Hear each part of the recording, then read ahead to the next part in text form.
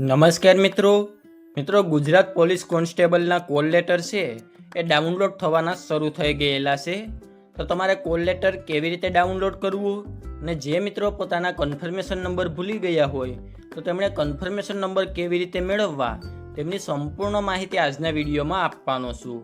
એની પહેલાં અમારી ચેનલમાં પહેલી વાર આવ્યા હોય તો ચેનલને સબસ્ક્રાઈબ કરી દેજો, જેથી ભરતીને લગતી તમામ માહિતી છે એ સૌથી પહેલાં તમારા સુધી પહોંચી શકે। તો ચાલો મિત્રો આપણે આજનો વિડીયો શરૂ કરીએ। તો મિત્રો ગુજરાત પોલીસ કોન્સ્ટેબલનું કોલ લેટર ડાઉનલોડ કરવા માટે છે એ સૌપ્રથમ તો તમારે ઓજસ ગુજરાતની વેબસાઇટ ઉપર જવાનું રહેશે, જેમની લિંક વિડીયોના ડિસ્ક્રિપ્શનમાં પણ આપેલી છે। અન્યથા તમારી પાસે જે કોઈ પણ વેબ બ્રાઉઝર હોય તેમાં તમારે ઓજસ ગુજરાત સર્ચ મારવાનું રહેશે, એટલે તમે ઓજસ ગુજરાતની વેબસાઇટ ઉપર આવી જશો। અહીંયા એક સાથે ઘણા બધા મિત્રો કોલ લેટર ડાઉનલોડ કરતા હશે તો વેબસાઇટ છે એ થોડીક ડાઉન રહેશે, એટલે જો તમારું કોલ લેટર ડાઉનલોડ ના થાય તો તમારે થોડા સમય પછી ટ્રાય કરતી રહેવી। તો અહીંયા તમે હોમ પેજ ઉપર આવશો તો ત્યાં તમને કોલ લેટર અને પ્રિફરન્સનું એક ઓપ્શન જોવા મળશે, તેના ઉપર તમારે ક્લિક કરવાનું રહેશે। તો ત્યાં તમને બીજા બે ઓપ્શન જોવા મળશે, પ્રિલિમિનરી એક્ઝામ કોલ લેટર અને સેકન્ડરી એક્ઝામ કોલ લેટર।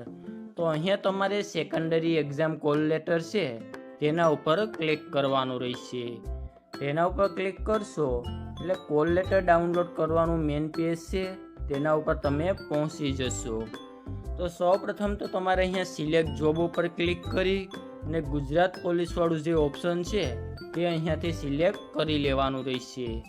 ત્યારબાદ કન્ફર્મેશન નંબર, તમે જ્યારે ફોર્મ ભર્યું હોય ત્યારે તમને 8 ડિજિટના કન્ફર્મેશન નંબર મળ્યા હશે, તે તમારે અહીંયા એન્ટર કરવાના રહેશે।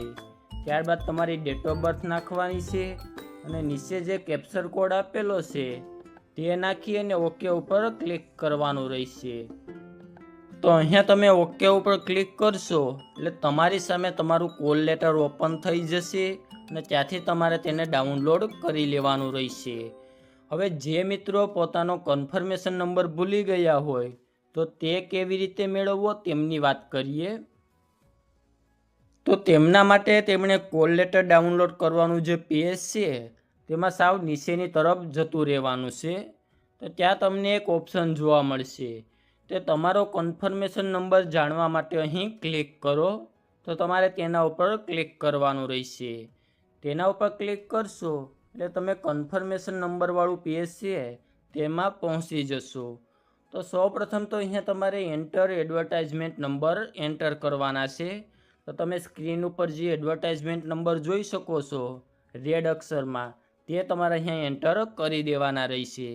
ત્યારબાદ તમારા મોબાઈલ નંબર અને ડેટ ઓફ બર્થ નાખી અને ગેટ કન્ફર્મેશન નંબર ઉપર ક્લિક કરવાનું રહેશે, એટલે તમારા મોબાઈલમાં એક ઓટીપી આવશે અને તે ઓટીપી તમે નાખશો એટલે તમારા કન્ફર્મેશન નંબર તમને મળી જશે।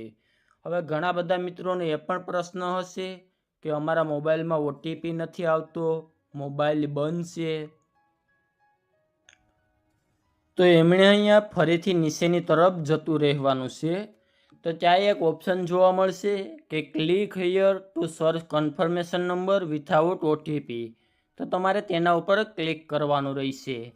ત્યારબાદ તમારે અહીંયા એડવર્ટાઇઝમેન્ટ નંબર નાખવાના છે જે તમને સ્ક્રીન ઉપર જોવા મળશે। ત્યારબાદ તમારી સરનેમ અને ફર્સ્ટ નેમ જે તમે ફોર્મમાં નાખ્યું હોય તે મુજબ નાખવાનું છે।